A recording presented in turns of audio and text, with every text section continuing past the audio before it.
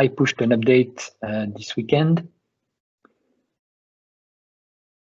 Pull request, adding, where did I put that? Pull request, commit. Oh, it's there in the documentation. You don't need to look at the implementation. I documented it. In the end, there is an index that shows custom filters. So I did the custom filters. I don't know why I did that. Yes, so I'm working on Crank a lot, and I'm using Free to generate templates. And at some point, I wanted to render a number correctly, and it will just render 1, 2, 3, 4, 5, 6, 7, something like that. Okay. And what I wanted to do is to be able to format it like an American number. And I'm like, how do I do that? Well, you can't in Liquid. So I'm like, okay, let's do that. And I think some people asked for being able to format as currency.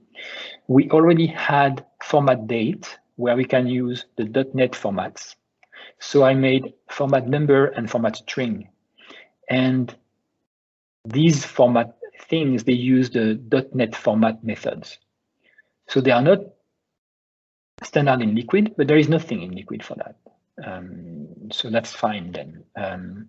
So format number, so whatever number or string, which is, so you can pass a string, and if you do format number, it will convert it to a number.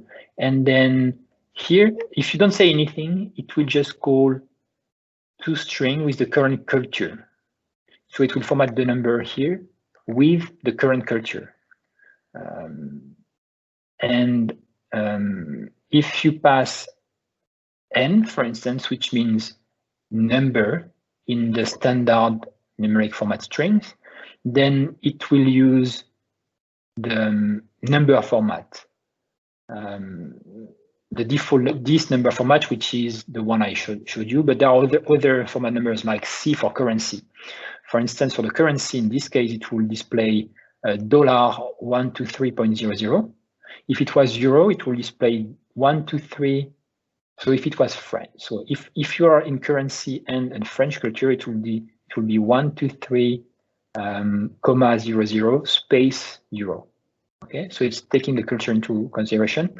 There is something I didn't document, but you can also pass a custom named parameter called culture if you want to force the culture to something else than the one of the current template context, which in Orchard should be the one of the current thread.